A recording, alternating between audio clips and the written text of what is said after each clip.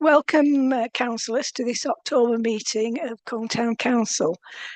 We've got apologies from Councillor Lord, Councillor Patricia Hannah-Wood, and Councillor Andy Bell and Sarah Coburn-Pratt, but they're hoping to be here before the meeting's ended. And we've got apologies from Pat. Councillor Brian Wildman too. Is there any declarations of interest that anyone has today? No. The first, item number 4 is minutes of the meeting.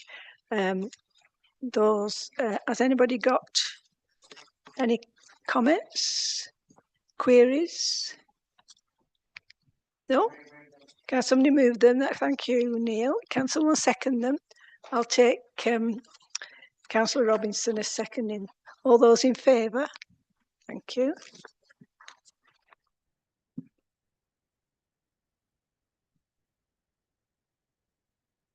Right, item 5 is public forum. We don't have anyone here to speak to us. So we'll go on to item 6, which is Gib Hill Guardians, to receive an update from the chairman of the Gib Hill Guardians on the progress of how the funding provided by Colne Town Council is being spent. Can you introduce yourself, please? Yes, certainly. Can you all hear me? Yeah, I'm Will Stevenson. I'm the chair of Gib Hill Guardians. And I'm going to just spend a couple of minutes talking about what we've been doing recently and where we hope to progress in the future. I promise not to keep you long tonight. Okay, next slide, please. Thanks. So Gib Hill, for those who don't know, is Pendle's newest nature reserve. It's only registered in April 2023. And it's 15.65 hectares, and at a stroke, it doubles the size of the LNR, or Local Nature Reserve provision, in the borough. And crucially, its ecological diversity is very high, and it consists of what's mainly classified as unimproved grassland, which is quite a rare classification for this area. So it's doubly valuable in that respect. And 2 of the fields on the site are BHS, or biological heritage sites, which means they're extremely diverse in their plant and animal life. And our job as a charity is to conserve and protect the site. Okay, so next slide, please. And this is what we've been doing with the funding from Colne Council and others. We're going to go ahead with these projects in the next few months. As you can see, there's improvement to field access routes, which is going to cost about £3,000 in total. We're making the fields accessible by vehicles so they can be maintained better. And there's a third entrance higher up the reserve, which we are investigating at the moment. We're investigating an ecological option for, which will be more expensive, about £5,500, which is using railway timbers basically, so the drainage is better than in the lower ones, which don't need it. We're also getting 2 fields mowed and the cuttings piled, which is going to be about £112 a hectare. That's what we've been quoted, plus building some signs and boards which I'll talk about in a second. And that total activity is going to cost us £9,700 at the minimum. And as you know, these things often go over budget. And our current funding we have in the account of 10,000. So we're actually maxing out our account, so to speak, with all these projects. Next slide, please.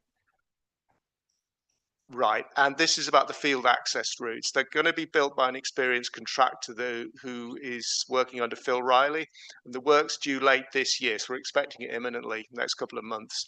Basically, it's laying down stone and support for a vehicle in the entrance area to make the fields more accessible, except for the higher entrance, which I've mentioned already, which will use timbers, or at least that's the plan, but the viability of that's still under discussion, so we may not be able to do that if it turns out to be ecologically unsound.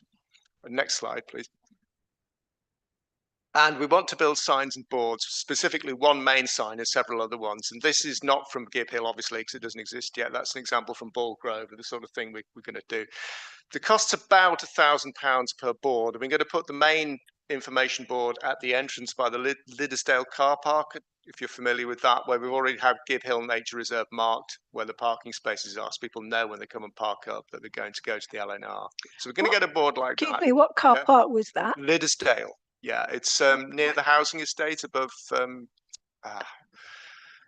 Ots Lane. Yeah, it's on the opposite side to Ots Lane, but it's by Merkliston Avenue. If you go further south down the hill, there's a small car park there, which until recently had some shipping containers on it, which we've managed to get moved.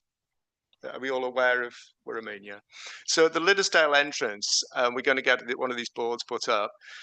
And mainly for financial reasons at the moment, we're going to get several smaller signs at other entrances naming the LNR, because we think it's crucial that people know they're entering a nature reserve. And we'll have a QR code so they can link to our website, which I'll refer to in a second. And the idea here is partly to discourage litter and ASB and generally make people aware that this is a special space they're walking into. Okay, thanks. Next slide, please.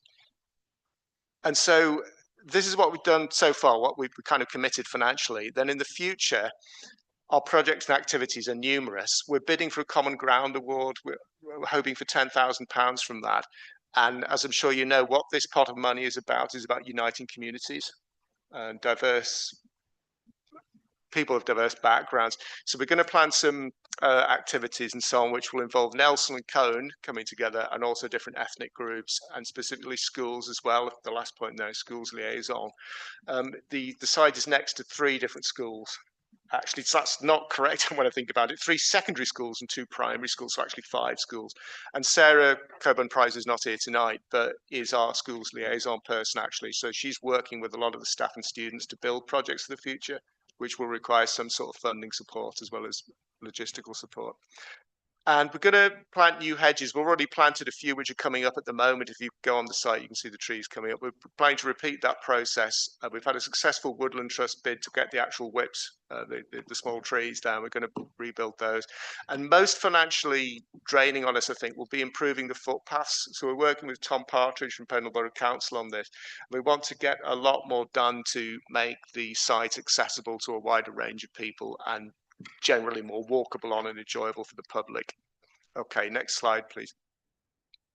And this is our Facebook page, which has 476 followers at last count. So please do follow us on Facebook and, generally contribute to the social media that we put out. That would be excellent. And then next slide, please. Final one, I think, is our website. This is now live. We're very pleased with this. It's taken a lot to get together. So if you go to gibhill.org, or one word, gibhill.org, or search for us, you'll get our website, which introduces far more detail than I can give you tonight. And it's got ecology of the area, the history of Gibhill, the site, and gallery of photographs. And we're going to put out a newsletter as well, as and when needed. And please do walk on the 15-hectare reserve, which is one of Pendle's greatest natural resources now, and please share and support.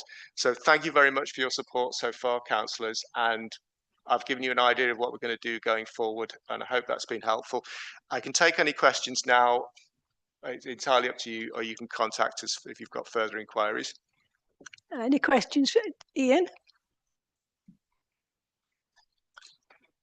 Thank you, Chair. I believe when we were first asked for funding for this, because obviously part of this is in Colne, the funding was agreed on the condition that we had 2, I think it was 2 representatives on the actual group. Right. I was one of them. I've had no details over the last 12 months or so of any meetings whatsoever.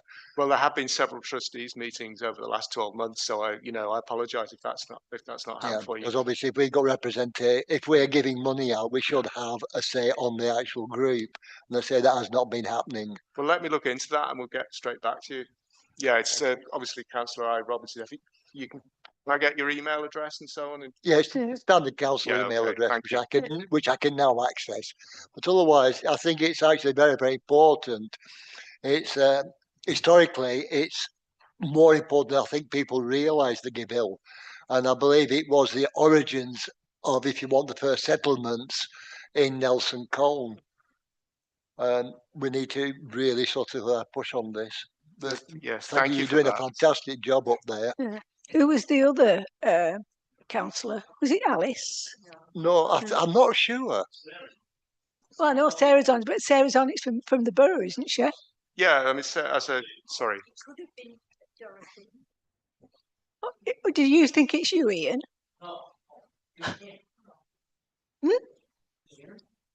No, there was 2 representatives from this council. Well, Councillor Price is attending our meetings. Yeah, so she's a schools liaison officer. I think she was CIG and Pendle Borough as a ward councillor. There was myself from the town council. It might have been Councillor Lord. Right. Because she was at the meetings. Okay. Anybody, any questions? Yes, Neil?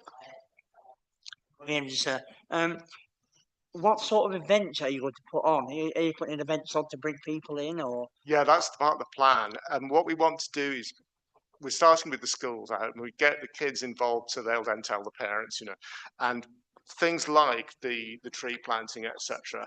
We want people from the community to come in and help with that, which they already are doing, but on a greater level than that. And if we can just build in some interaction between different communities as part of that process, that's part of our bid for the common ground money. So yes, we are planning that, but it's about what we're already doing basically, but getting people to help us with it on a voluntary basis. Yeah. Okay, thank you. Thanks. David? Thank you. Yeah, I mean, obviously, the designating of this as a nature reserve was one of those wonderful things that managed to keep it as it was, and it wasn't sacrificed for the housing it had been earmarked for many years. So it keeps the settlement separate. It recognises the green field, green belt status, and obviously turns it into a nature reserve as well, which is excellent. Sarah gave me one or two notes actually as well. So as you say, it's the 5 schools nearby. There was a launch event planned for last July, a huge event which was going to have all the schools involved, and there's going to be lots of activities all over the place to educate and that's when suddenly in July there was some massive storm and the whole thing had to be abandoned at the last minute. So I think the plan is to do a similar thing again, just to get children involved, get their parents along, get other groups involved as well. Yeah, So that's what I was aiming at, or something like that. Yeah. So I think the plan is to do all of that, and obviously, have you had any funds from this financial year, the 25/6? So it's worth putting, because the town council has some money set aside for nature reserves, so it's worthwhile putting an application in anyway for these variety of projects. So another application. Yeah, that is the plan, I think. But if you do that, I mean, you've got a good portfolio of things there to make it accessible, make it usable, etc. So marvelous. Okay. But yeah, that was all. Thank you. Anybody else?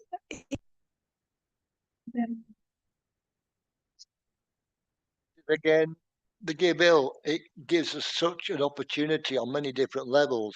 For example, I've actually done foraging walks around GIBhill quite a few times, and the amount of stuff people just walking through just don't realise how much wild foods they can actually forage on there. They could actually feed themselves for quite a long time. And trying to sort of get people aware of that and bring that in. And also, a lot of other areas are now recognising something called nature therapy or ecotherapy. So linking in to the health services, mental health, etc., to try and utilise this as sort of an area for, say, ecotherapy or nature therapy. It would be very, very useful and I think it would help a lot, especially this with the times we're going through with the uncertainty. Thank you. Thank you. Just a very quick one. We want to be careful about edible things, and the reason I'm saying this and just jumping in a little bit is when we had the herb garden out there. It was wonderful, and people came along and took some for the tea. But some people come and actually dug up the actual the old root thing, so there was nothing there. So we've got to be careful they don't start digging, if you know what I mean. Yeah, on that very quickly, when you get, because I'm actually qualified to do foraging walks, and the first thing you teach people is what not to do. It's a statutory offence to uproot any plant without authorisation and start growing on your land, etc., etc. You only ever take a third of what you find. You leave a third for nature and a third for the earth, etc., etc. So, yeah, and that's what I said by putting an actual walk on by a qualified leader. It circumnavigates that. This isn't part of the meeting, so you'll have to talk about that afterwards. So thank you, Mr. Stevenson. Thank you very much. Just one thing. Yes, can I ask that those slides are if that's okay, if they're circulated, and then anybody that has missed the presentation can look at it. Right. Oh, right. Thank you. Thank you.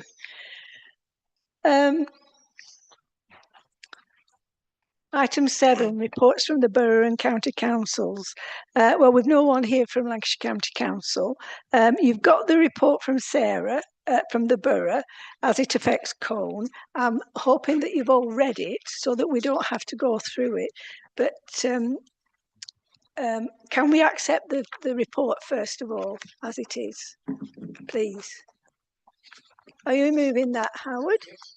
Can someone second that, I'm going to please? talk through just a few highlights. I'm sure they're of interest, even to you, Howard. Well, it is part of me.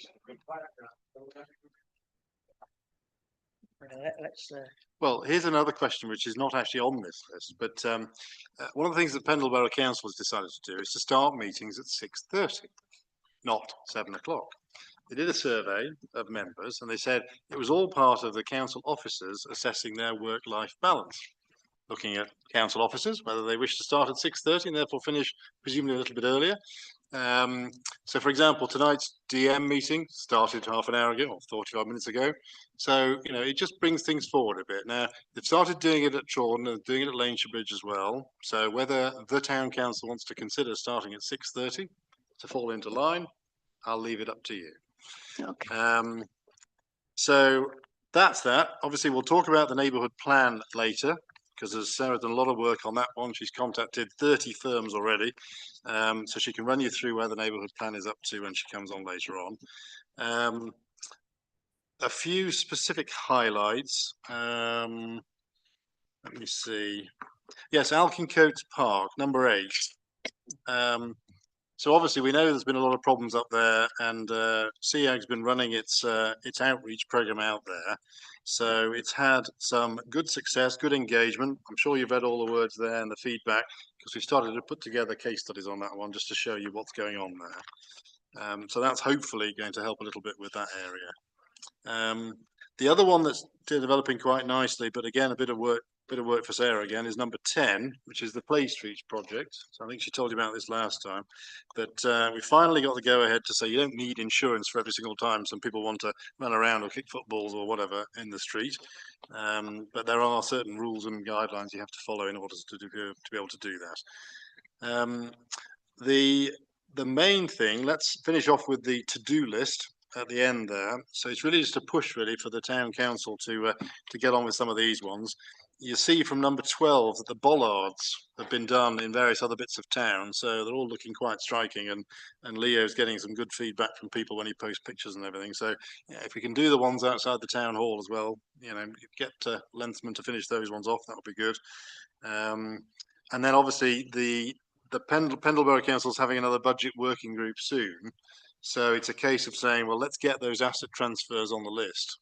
So I've asked for that to be on the agenda for them. So again, it's really important for us as a town council to. Yeah, this is not a report on the borough council. It's borough council activity. This is a wish list from the Colburn Prices, by the sound of it. No, it's not. The borough council is looking at asset transfers or contributions to costs. So, you know, we just wanted to make sure that was in train and taking place from a town council point of view to protect its assets, because 2028 will lead to local government reorganisation, won't it? It will. So it's not a wish list for anybody. It's what's happening at the borough which affects the town council. So that'll do then for the time being. If anybody has any questions. What about the archive thing? Have we got a date for that? Which number's that? It's on the to-do list, the bullet point near the end, the second from the end. Oh, yes. The meeting with Lancashire Archive. Don't know if a date's there yet. Yeah. Oh, do you want an update on the planning from last time? May I suggest, Jay, that if we were not going to talk about something, then don't give us papers for it.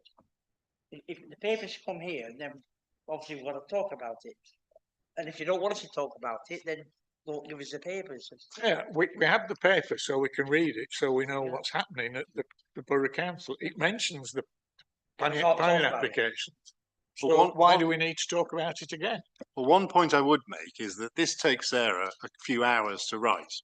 So Is she wasting her time? Because if you're not interested in it, then that's fine. If there are no questions, that's fine. She can make it shorter and you don't have to read it for as long. You certainly don't want to ask any questions, apparently. So that's fine. But she could do a bullet point list and leave it to that if you like. Which is what we expected that we were going to get, not 2 and a bit pages of Favordale, because we know all that, and other things. We're just duplicating everything all the time. All we need are the bullet points.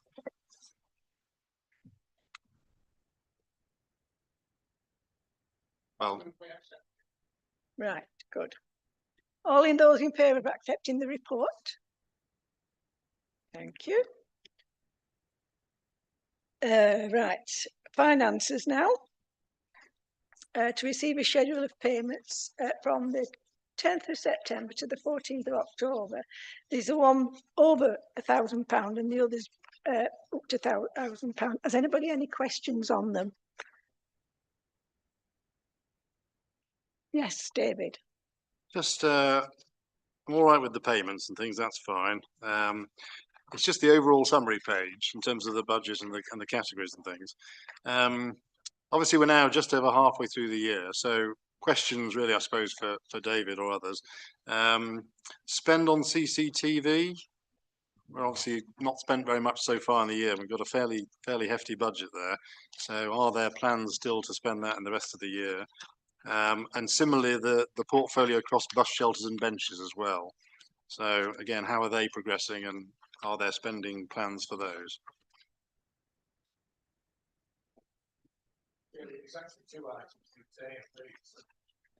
Are you taking those together? Well, yes, I'm just take the whole lot together. Right.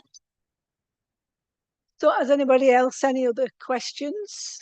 And can anybody speak to what David's mentioned? Steve? Well, unfortunately, Gina does the budget, so how they're tracking, I won't be sort of qualified to comment, to be honest. Okay, okay. All right, well, is it?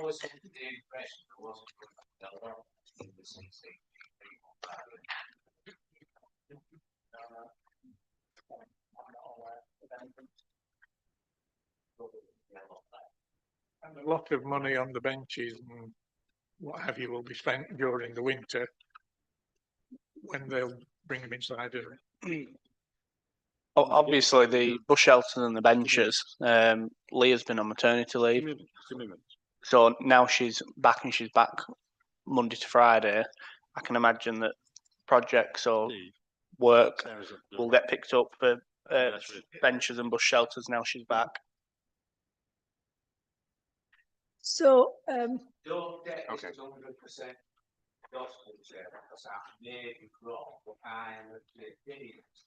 The CCTV payments to Blackwood, the ones for the ongoing service for the monitoring, etc. Yeah. Right. Okay. So that's just the first quarter, basically. I think so. Right. Okay. That's fine. I may be wrong, but I think that is the case. I don't seem to be taken. Yeah. Okay. okay. No other questions. With that explanation, is anybody happy to propose this budget and the? Yeah, I'll propose. Thank you, David. Anybody second that? Yes, Howard. All those in favour? Thank you. The next item is Coning Bloom. Alice, can you address the council on the work this month and how's it going? I had sent some information, and I believe it was going to be printed out. There was a beautiful picture of Park Primary helping to empty 80 hanging baskets. So I'm not sure where that report has gone to. We've had an issue with printer, so it's not printed, but I will distribute it to all councillors. Thank you.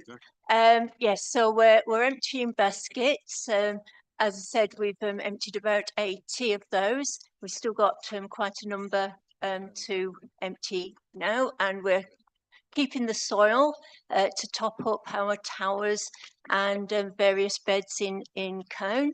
And we're also replanting and storing the fuchsias and the geraniums for next year, and they'll go up to the polytunnel shortly. We're just about to plant up our winter troughs for them to go out hopefully next week, and they're going to have the polyanthus and the daffodils, tulips and great hyacinths. Yeah, so we're doing quite a lot. I think we've done 54 hours of volunteering this month, and on the report it'll show you who's been volunteering.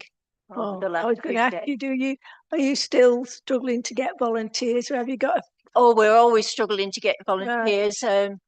Those 54 hours were done by 5 volunteers, so we would love to have 10, 15, because there's a lot of work to do. Right. Still, people think it's finished, but we carry on. You can come. I'll come. You can come with me, and there's a couple of people I think might want to join. Brilliant. Yeah. Well, we'll be out tomorrow, so at Primet. So that'll be great. Thank you. Any more questions for Alice?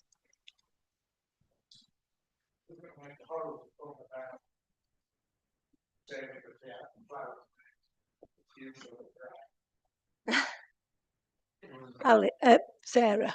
I think we should work together, Alice, because having had a discussion with Gina about the general ennui of the Treasure Our Town, we tried having it at different times. It's certainly not working just putting it out on social media and going, it's Wednesday, it's noon, it's Craddock Road or whatever. It's not working. So I discussed with Gina that we use the winter now to write to all the sort of community groups that we've got. This last time, we were at the North Valley Community Centre, and they said, you should have let us know. We'd have helped. We'd have joined in.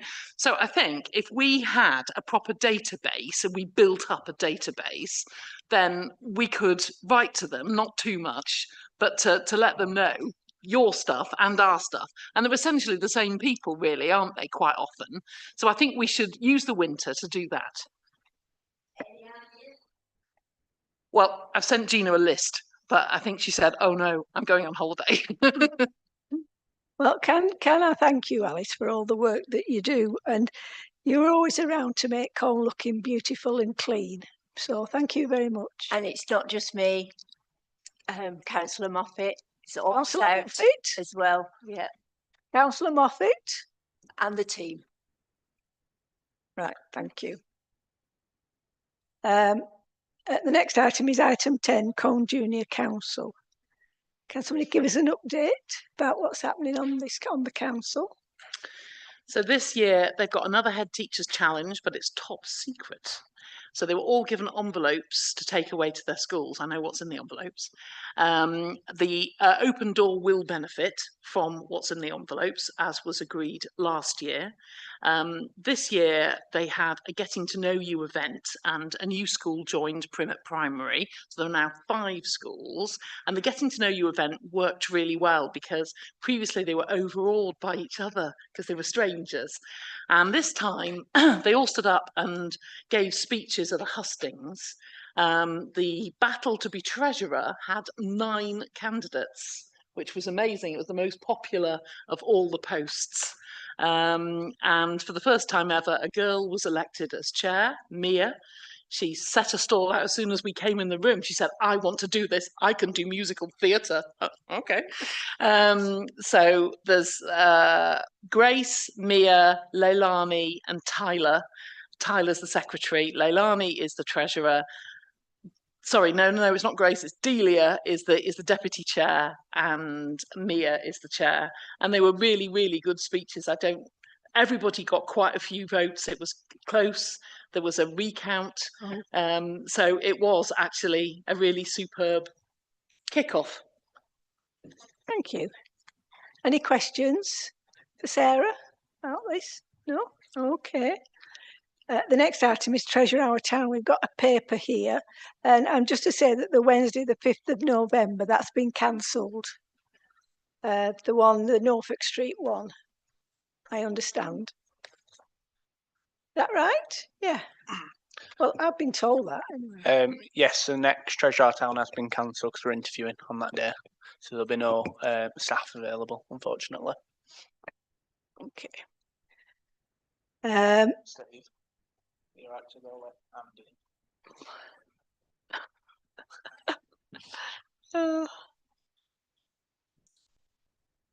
The next item is item 12, the Great British Rhythm and Blues Festival. Nathan, can you give us a council update on this, please? So we've now got 3 contracted venues for 2026, which should be good. Obviously, tickets are on sale, which we've sold 81 tickets and 14 camping pitches. And we're now working with Colne Blue Society on the programming, as well as a couple of other bits to obviously mark the 35th anniversary of the festival. But that's pretty much where we are for now. Well, has the Muni come on board? I can't comment at the moment. Oh. So it's a little theatre, the Hippodrome. I can't comment at the moment. Okay, all right.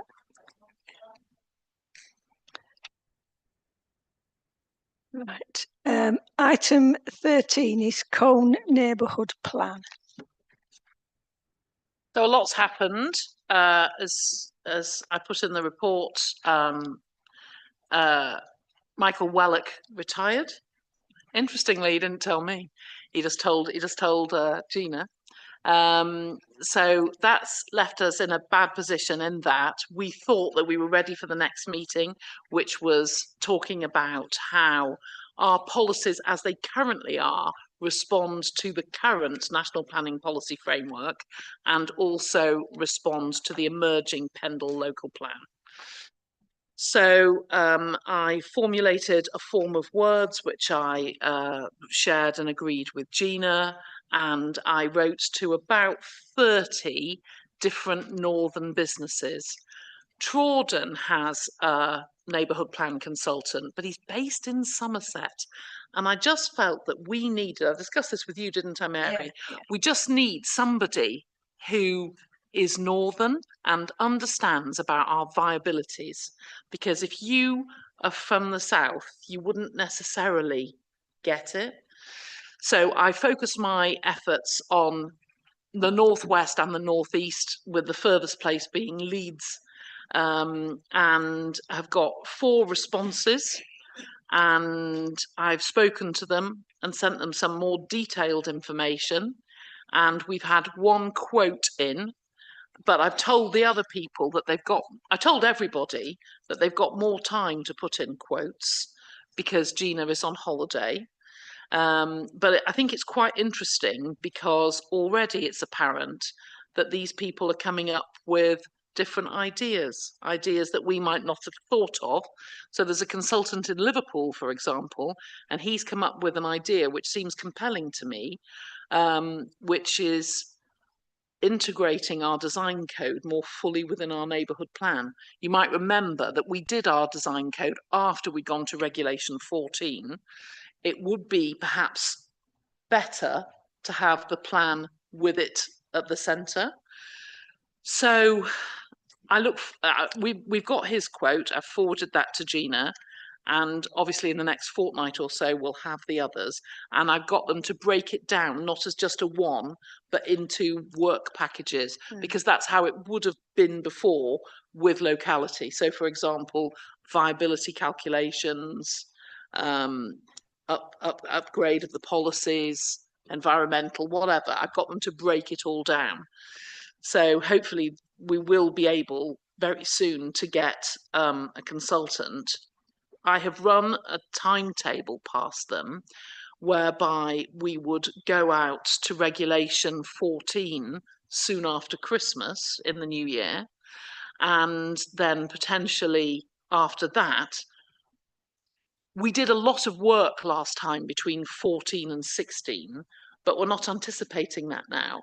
Really, we're anticipating that we do all the work for 14, take anything from the consultation at 14, and then go straight to 16. So the idea is that we would be made next spring, if we could. And then that would still put us in a position where we'd be the most up-to-date plan, because Pendle is hoping to be made in the new year. And that's what you want to be. You want to be the most up-to-date plan that you can be. So I think it's positive. It's more work, but I think we might look upon it with hindsight and say it's an opportunity. Thank you. So we'll keep our eye on that, and if we get any other quotes, etc. Obviously, the quotes will come to FES, and I'll come to FES to answer any questions, because of course I've spoken to all of these people and can sort of give extra detail on the significance of them. So some of them have given like a quote for extra photography. Well, I don't think we'll want that quote. Some of them have given a quote for extra graphic design. Again, possibly not. But we should be able to tick off. We should be able to tick off what we need. Right, thank you. Any questions to Sarah? Yeah. What might be a silly question, because obviously I've been involved, set back at a distance on the neighbourhood plan right from day one. So I don't know all the ins and outs of it, but it is bad news, as Sarah said, that Michael's going. But are we saying that we couldn't continue using the same people doing the neighbourhood plan as we have been doing? Are we saying Claire can't do it? Yes. That's my question. Kirkwells are totally getting out of neighbourhood plan business, as are a lot of firms. This is why I wrote to 30 and got answers from 4. The government in the last budget cut all funding to neighbourhood plans. But what you mustn't do with a neighbourhood plan is do all the work and then not keep it up to date, because in a sense, it's like getting out of date as a qualified solicitor. It's just, you must keep up to date. So, okay, yeah, we're going to have to pay for it now, but I can tell you as a borough councillor that, and Mary's seen this in action at Colne Area Committee, that our neighbourhood plan makes a difference on just about every single planning application, especially the design code. And that's what Pendle doesn't have. It doesn't have a design code. It's made me more determined than ever. I've highlighted to these consultants where the form of words that we have on our neighbourhood plan has failed in our planning applications. And the most obvious one is the EG garages, where we felt quite confident about our dark skies outside the settlement boundary. And the words in our neighbourhood plan did not succeed. So I've given them examples of where we've been very successful and the words have done what we desire, but on the few occasions where the words have not been quite enough or quite right, that's what we have the opportunity to put right with this next try and this update. Ian? Thank you, Chair. I think it's obviously important to look at the planning policy frameworks, etc. But I think there's other aspects of the neighbourhood plan that we could also be looking at in the meantime, instead of just sitting back waiting possibly months on end to find somebody willing to do it, etc., or waiting for the government to implement the policies and then tell us they're going to change them. I think, for example, looking at preserving the heritage of Colne as well, which we've been doing quite a lot of work on, and to bring that all together, there's still a lot of work to be done. We often turn around, especially on planning, oh, they should never have knocked this down, it's so important. Well, why wasn't it listed? Why didn't somebody do, we always seem to be bolting the stable door after the horse has disappeared over the horizon. Okay, all right. So the first thing to say to you is all the planning consultants loved the busking. Some of them giggled. They thought it was a very funny policy, and they said absolutely we can put it in. It's an aspirational one. It's not really planning, but they were happy to do it. there is a limit to what we can achieve. And so if you take 18 Keighley Road, which is currently in our list of non-designated heritage assets, everything that's been done to that house is under permitted development. And Pendle Council has not put an Article 4 direction to protect things like original joinery, nor will it, nor has it. And even if that area was in the future to become a conservation area, that would not have protected 18 Keighley Road. Yet, in the next iteration of the plan, I would be looking to take 18 Keighley Road out of the plan, because everything that's been done under permitted development has removed the heritage value of that property. So similarly, there are 4 or 5 houses that I would put in that come to my attention under the list of non-designated heritage assets. But truly, with the permitted developments being what they are, there is a limit to what the system can do. A planning application would have to come forward for that to kick in. And I would say that our plan is very strong on heritage, and so is the design code. It's probably just about as much as it can be now. Okay. Is that everything on the neighbourhood plan? Yeah, no more questions. Right, item 14 is planning. So we got your list here. The first 3 are just for information, but does anyone want to mention anything about Prospect Farm? Because it's back to have an additional 5 static park homes. Yeah. Yes, appeal, it's information only, right? So if we go first then to 25/0569/FUL, land off Lath Street, Colne, its erection of 11 dwellings with altered vehicular access and parking.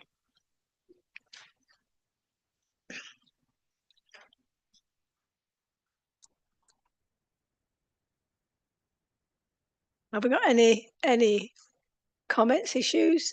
I'll go to Alice first. I think that this would be an absolutely fantastic place to build, if I'm in the right place and it's not the public green space, but it's the enclosure. There was a lot of problems with water there, but hopefully they've sorted that out.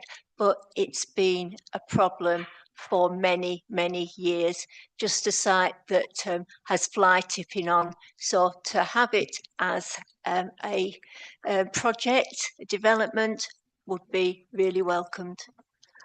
I got Sarah, and then did you want to speak, Ian? Yeah. It was one of the sites that we looked to put forward in the neighbourhood plan, but we couldn't because it had planning applications on it before, which is one of those weird anomalies. So it's something that we would support, and I think that we shouldn't just say no comment. We should say it's an opportunity to regenerate, and we support it. Ian? Thank you. I'm trying to work out where the green is it to the, as you look at it, to the right, Lath Street. Yeah, because this has come up in the past, and one of the problems is the amount of extra traffic in that area, because it's a small residential area, a lot of children there, and it would increase a lot of traffic. 11 houses, you're talking, depending on the price. I don't think they're going to be affordable either. Not with the prices. When we were once told that a single bedroom flat proposed to be built in front of Padden Street was £150,000. That's a single bedroom flat. So people who say that's affordable housing, I don't know what planet they're living on. But it would cause a few problems. There was talk a long time ago of including this within the allotments, but obviously ownership, etc. And I say it's always been a controversial one in the past. I think always planning permission has been refused on various grounds or being put off. So it's an awkward one. Yes, Howard. The site's been a problem for donkey's years. And I think this is the first, or the first that I can remember, a plan that's come along that fits on there. relatively uncontroversial. There have been problems with water down there in cellars and all sorts of things. Particularly, Alice probably remembers Hawley Street. There was one on there that kept, and I think it just used to run off the hills. Whether it's better now that it might be worse because there's tarmac up on up the side of Knots Lane rather than grassland. But I think, as it's just been said, we should welcome it and say it's generally a good thing. Thank you. Alison and Michael, you're in favour? Yes, well, I was there this afternoon, and it's a mess. And this would be a big improvement. When it comes to the water, I think there is some talk in the planning about the culvert and possibly running under some of the houses. I'm not sure what that implies, but this would be an improvement. And I don't think the traffic would be a big problem. Right. Yes, Alice. And there's also a lovely green space right next door if it hadn't got fly tipping on it. But there's plenty of area there for children to play, and so they're not on the streets. So are we saying that we're in favour? Not just no comment, that we'll welcome this development. Right, okay. The next one is 250630/FUL. It's land at the junction with Whitewalls Drive and Greenfield Road. Erection of a drive-through restaurant associated with car parking and landscaping. This is the thing on the big thing, horrible thing. Oh, well, I've got Andy first. Thank you, Chair.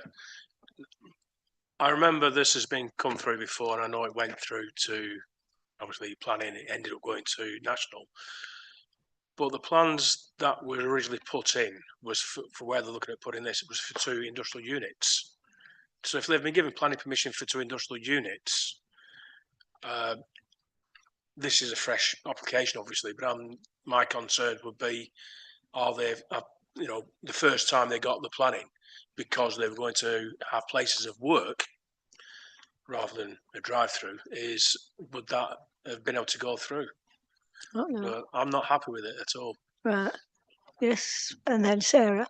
I don't think anybody's happy with it, but I can't think of any valid planning reasons we can do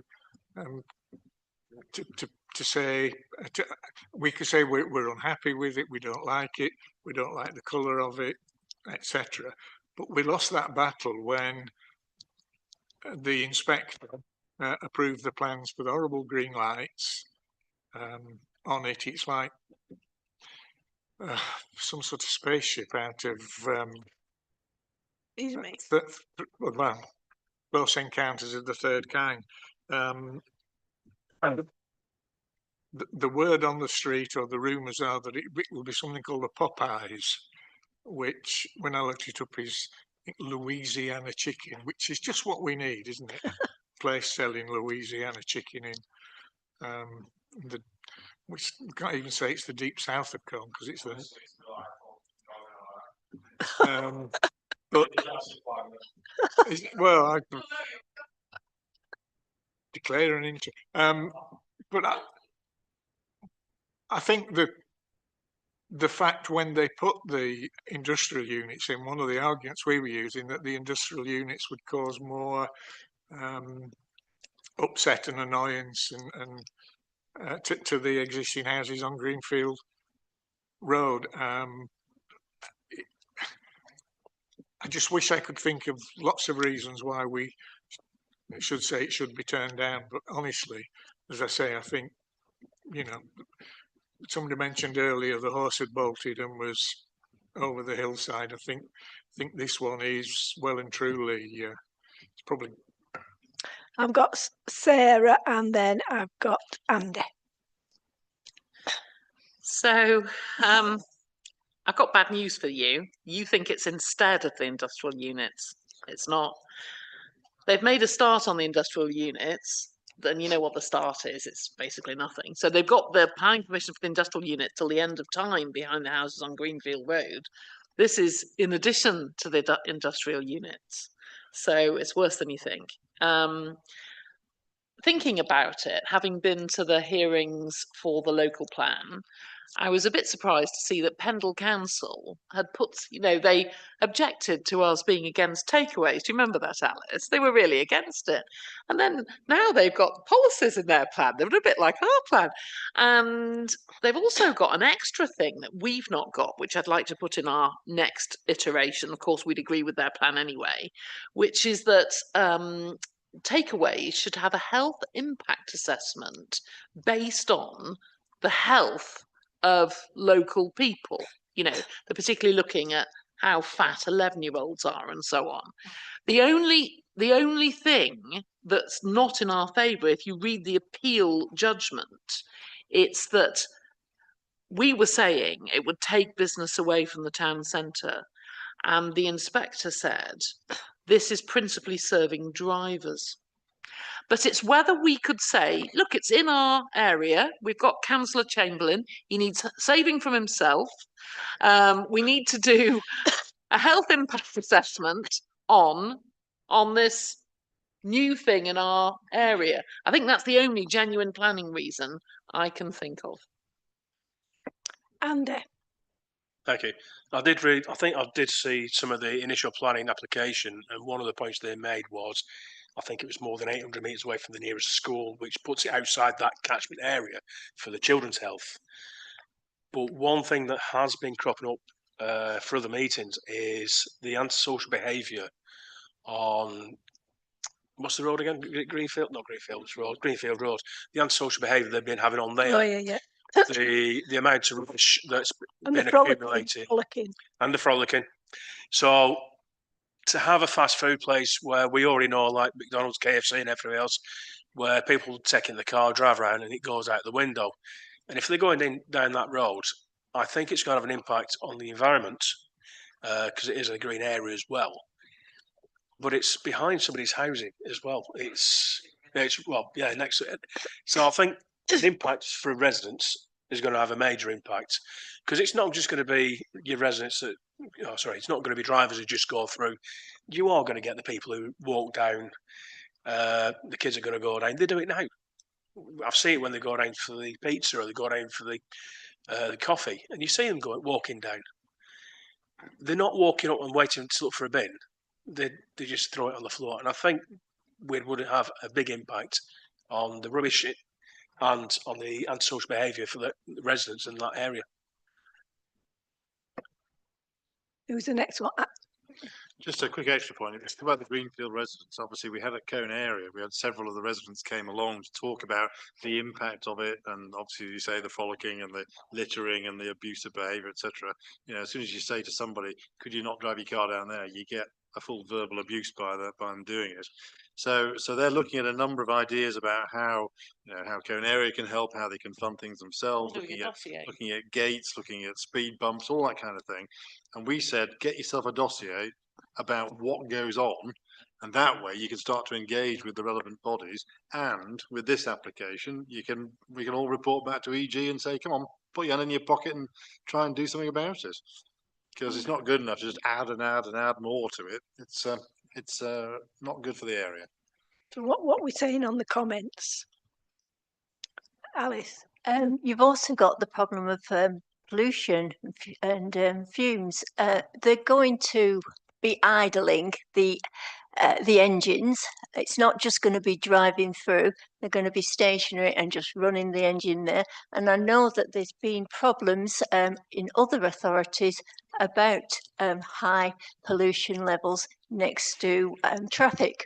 So there's that. Is there conditions on opening in the planning application?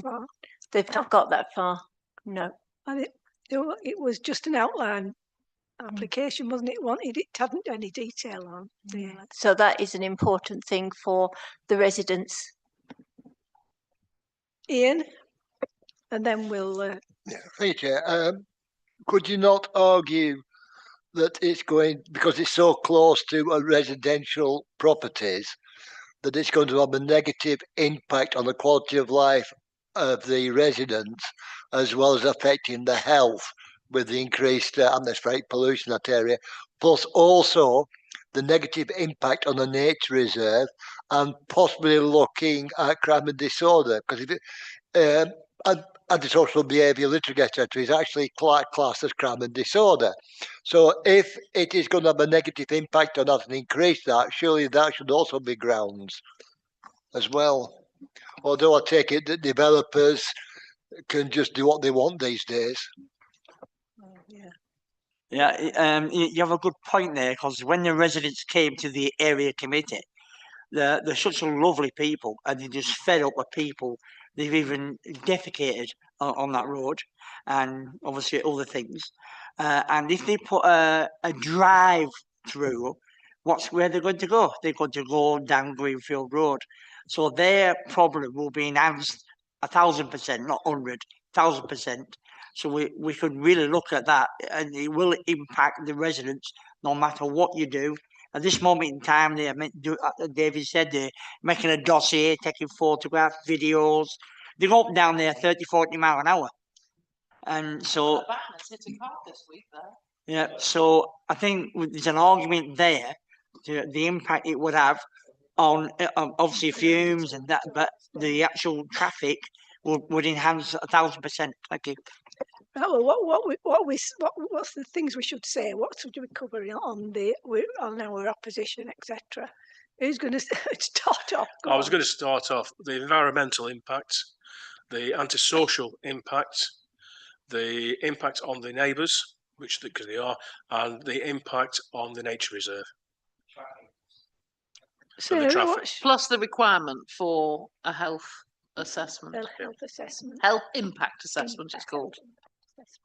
Anything else? No? Is that... The next one's for information only again. Yeah. And the last one is that as well. So that we can get rid of those. Now, correspondence received. We thought we'd take the thing about the traffic and the two-way on Craddock Road now. So you should have the maps.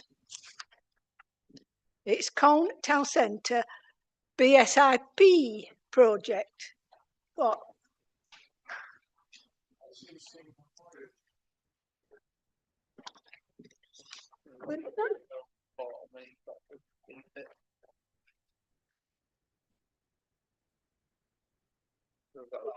Oh, right. I've not got that one. Sorry.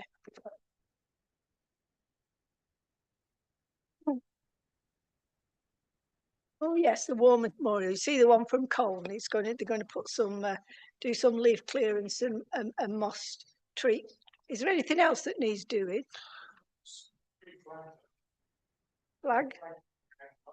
On this one, I can just tell you that Gina has responded to the email and told them that they need to speak to Pendleborough Council, considering they own the land.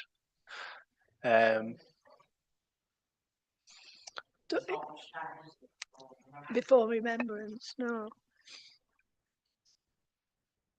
Yes. Sorry, I was looking at the BSIP. A resident wrote to me last week about the state of the paving around our war memorial and sent me lots of pictures. Trawden has just had a lot of work done around its war memorial with specialist war memorial people. So I put them in contact with Scott Worley. Scott Worley's met them, and they are working up a schedule of works and a price. I hope it's not too high. So we'll have a quote for next year for looking at the paving around our war memorial. Anybody else? Any? Is the Wallace Hartley Memorial? This is included in that. The bust. I don't think so. No. Sorry, Is the bust of Wallace Hartley, this is not included in this? I don't That- think that so. one. No, it's just the Just the- just the war memorial where we do the poppies. So are those two things that they're going to do? Is there anything else that we want to ask them to do? No? The main thing is the sorting out the flags so people don't fall over them. So should we ask them to look at that then? Maybe we should ask, following on from what Michael's just said, we should ask Pendle to look at the land round Wallace Hartley, because again, I don't know now where the Pendle ownership go. I mean, presumably it goes right up to what is now the Gables, or so all that in front is owned by Pendle. So can we write to Pendle and ask them to look at the paving and the around the war memorial and everything else? Is that all right? Shall we go on to the Combe Centre PSIB project?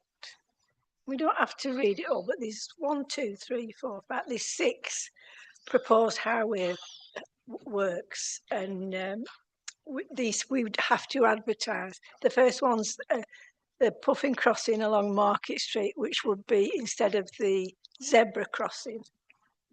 Yes, Alice.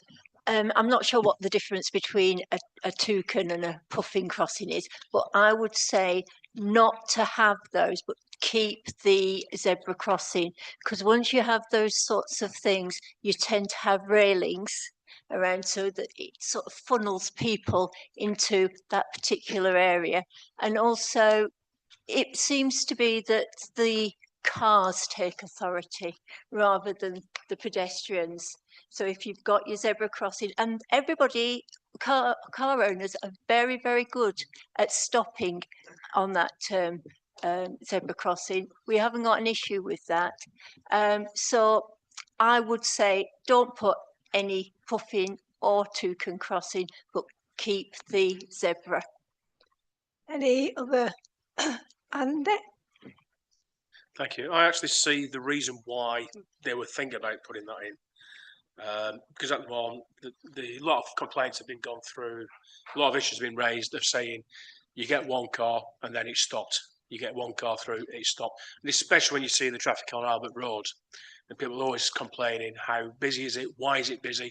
I put it down to that zebra crossing. So if a toucan or a pelican was to put in place, yes, it means you'll have 3 or 4 cars that'll be able to go through. When somebody's ready to cross, they press the button, they wait a few seconds to get the green light, stops all the traffic, but it's allowing the flow of traffic. But I also agree with having a zebra crossing. The reason being is if we're going to have Credit Road as two-way, it's basically a pedestrianised area, but it's saying, yes, it's a mixed area, but allow people to use the zebra crossing as a zebra crossing rather than stopping everybody for 30 seconds. When you get one across, give them priority. And that's what we're looking for. Thank you. Sarah? I wrote to LCC some years ago, had some residents that were saying that the reason there's the queue up the hill, of course, is that Craddock Road is one way and you've got a zebra crossing at the top of town and everybody's lovely in Cone and they stop for you, they're not nasty. Yeah. But it means that it's random and therefore you've got one person, one car, one person, one car. At least you'd have a little group of people, several cars, and so it would improve flow. There's no question about that. We spoke about that in our little sort of Teams call. Another little thing is that I've written to LCC about the red road surface that we've got, and they've written back to me. I think I copied Gina in the response that they guarantee that the road surface will be red and not ordinary asphalt. Howard and then Neil. I be in favour of keeping the pedestrian crossing, but no hard and it's not the end of the world if a puffin crossing gets put there. I wouldn't like railings though. Well, that's the danger. But I'm glad that the county have said that they will keep the red colour, because they've just spent a heck of a lot of money, probably more than was spent on Market Street in Clitheroe. And that's a sort of, it's not red, it's a sort of yellowy. There's some red there. No, it's a, well, it isn't black asphalt. No. It's coloured, and I'm pretty sure they've left a zebra crossing there rather than putting a pelican or a puffin or whatever they're now called. So I think, but also what they've done there is the road, they put some wiggly bits in to slow the traffic down. But I think it's important that it stays the colour it is now. And I say, I'd be in favour of keeping the zebra, but there's no option to put that in, is there? Ian, I think he's been trying to talk for a bit. And then Neil. I think one of the problems with the puffins and pelicans, etc., I've had this on Craddock Road, because I use that a lot. It's fantastic if you're a car driver. If you're a pedestrian in wet weather, don't bother. I actually timed it one day. I pressed the button. Cars are going past. 7 minutes later, when the last car went past and it was clear, the lights turned red. And I've seen that so many times where it'll wait for all the, you can be left, let's say, up to 7 minutes waiting for all the cars to go past before it changes. And with a zebra crossing, you just stand there, the car stops, you go across. Works. Neil. Just a couple of things. Reference to railings. If you don't want railings, you can condition not to have railings. So we can throw the railings. When the lights, all the pedestrians walk across, people walk across the road anyway, from each end. So there's not, whatever you put there is going to be okay. But we can get rid of the railings. I agree with you, I don't like railings. And just a point of interest, in Poynton, in Cheshire, they have a shared community where they can have pedestrians just stand at the edge of the road and just walk across. It works really well. I've had it about 4 or 5 years now, and there's never been no accident, and everything flows. Thank you. Okay, thank you. So are we are we going to try and say that people can have a choice? Because it only says Puffin Crossing, doesn't it, on Market Street? Yes. One place it says Toucan, and another place it says Puffin, which, yeah. So I don't know which one they're actually wanting. Yeah. They sort of, well, in one paper it says Puffin, and another paper it says Toucan. But I really think we shouldn't go down that road, because it, excuse the pun, once you stand there and press the button, if there's only one person, then it's wasting time for the car driver.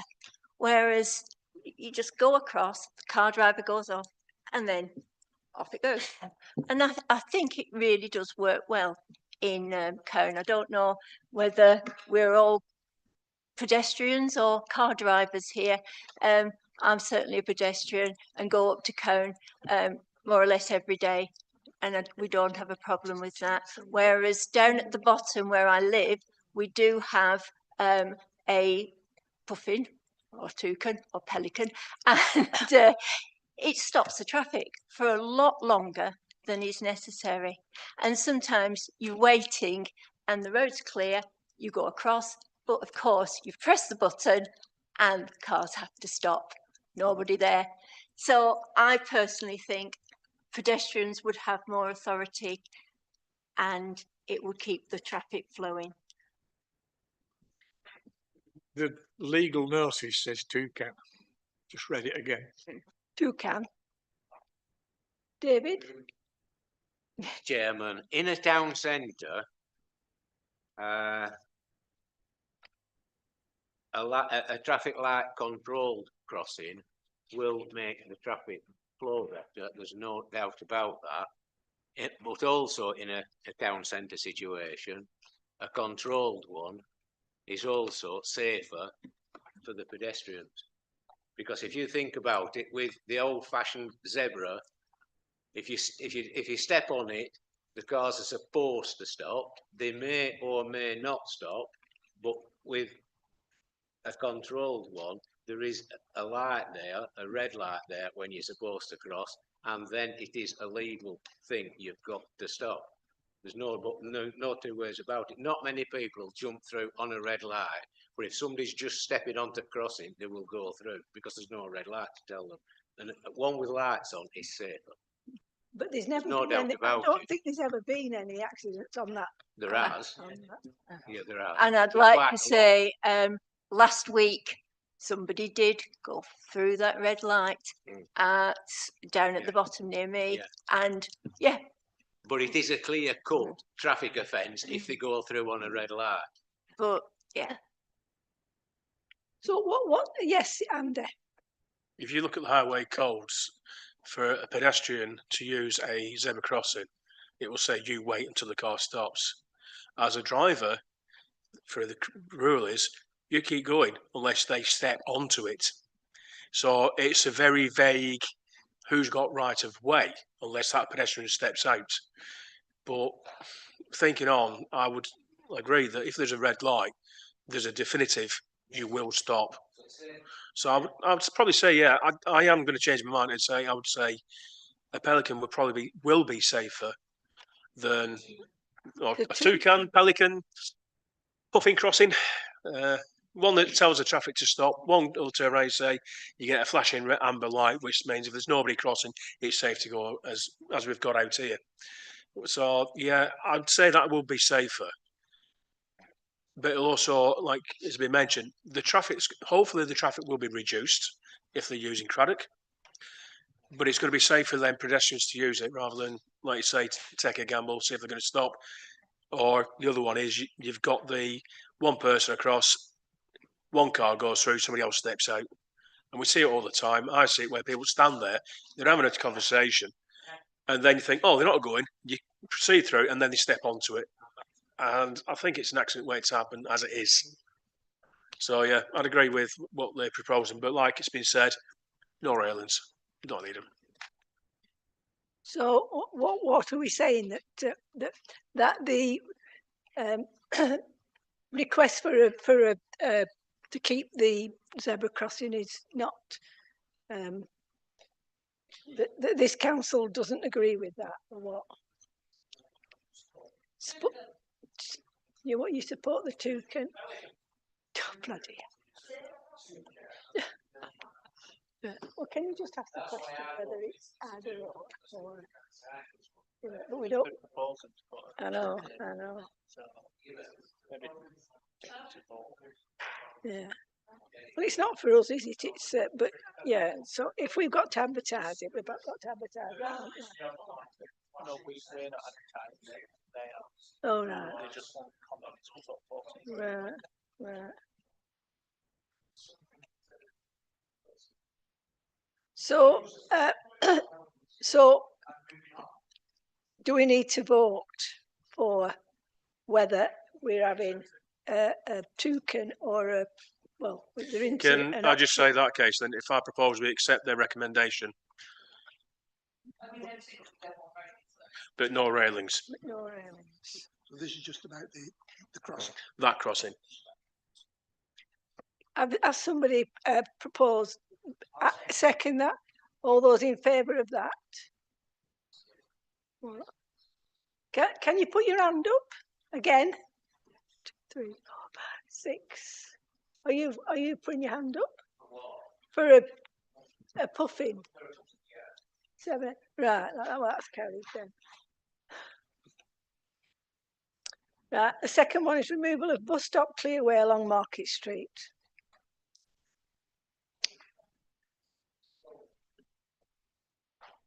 Chairman, they are moving all the bus services into the bus station. It would make sense to remove the bus stop because Yeah. it won't get used. Yeah, Plus, it provides another loading bay for each town centre.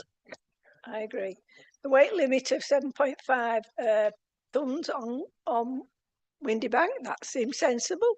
Yeah, so big vehicles can't come up.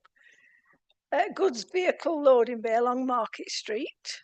That could be where the bus stop thing was. Yeah. No waiting at any time restrictions along Craddock Road and Colne Lane. Now, I do have the fire service kicking up a fuss about this because they said that if there's a fire, they have to get there as quickly as possible within 7 minutes, and they can't all fit. They said they can only get 9 vehicles in the car park at the back, so they would have to park on Craddock Road. On that, Chairman, I think it could be worked to give them a concession to allow them to just park and leave there until that's on the There's a lot have like a disabled sticker that says fireman on call. Yeah. So I think the chances of them getting tickets is slim. Yeah. But I think one thing we ought to say to the county is when they take the bus stop away, before they put the loading bay there, they mend the road. It's a heck of a mess outside. Well, it's a mess outside Farm Foods. Yeah. So do we want to say anything about that we accept that, but the fire station, when there's a fire, they might have to park on Craddock Road? Yes, Andy. If the fire brigade have got such concern that this fire brigade can't get there before 6 minutes, 7 minutes, then they should consider having it manned. That's up to the but that's if they're saying they need to be there within a certain time, then that's an option that they've got. I mean, when this goes through, obviously the fire brigade, the police, the paramedics will all be informed of the plans, so they can then put their input. Well, they should be able to put their input in. But I thought so. I know what you're saying, Andy, but at this moment in time, our fire service in Colne, it has been for years, has been on tender hooks, whether they take an engine off us or take both engines off us and move us to Nelson. So we best not mess with the fire brigade because we need them. You know, we hold the record 4 minutes from the alarm going off to kicking the door in. So let's be careful what we do. Yeah. Thank you. No, but it might go if the fire service think, well, if it's going to be so. And I just propose that we, between us and Borough, that something's put in place that the Borough gives them some sort of, like say, disc that says, on call, so that if we do have traffic wardens, they are exempt from any further action. Yeah. Yeah, there'll be others.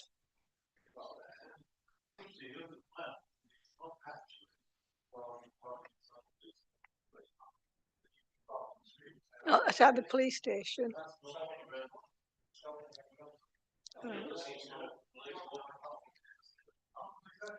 Yeah. Right, so we think that's going to be okay. Two-way traffic amendment along Craddock Road amendments, two-way traffic amendment. Well, they'll have to be that, won't they? Yeah? Okay with that? Yes, yeah. Items for a future month's agenda. Question really. A few people have asked me about can we get hold of the Borough Council to ask for gully cleaning through the town because they haven't, nobody's seen them and a few of the grates are getting full. So can we do that? It's County Council.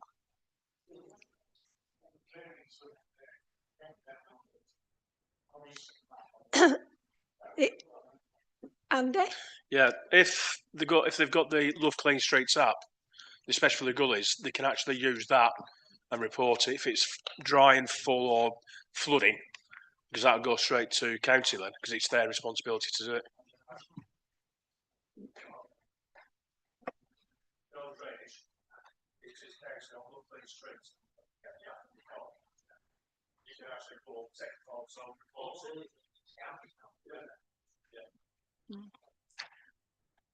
But that'll be up to your county councillor. But which never comes to this meeting, does she? So. Yes, Sarah. I'm going to say the thing that I always say, which is I do think it's really important that we look at the asset transfers from Pendle Council. I've spoken to Gina about it. She's really struggling to get the financial information. So I put my spectacles on because you're all fuzzy and I can't really see you. It's my fault. I'm blind. So is this under item? Yes, it's 16? the future agenda. Yeah.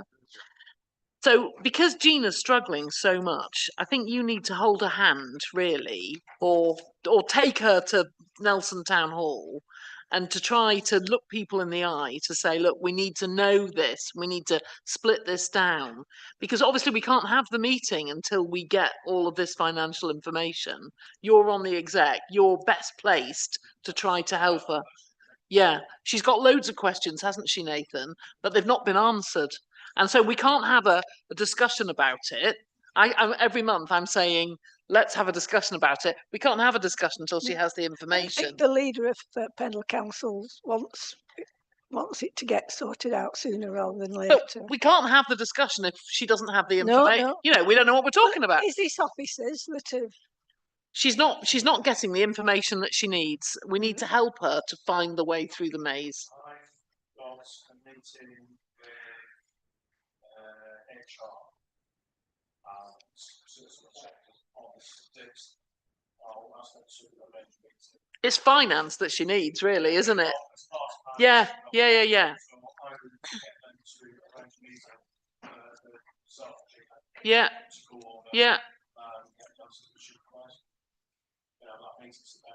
Yeah, I think so. And then we can have the next meeting, which is the item for a future agenda. But I actually think there needs to be a standalone meeting in camera. Yeah. Date and time next meeting, Tuesday the 18th of November. I've got something else to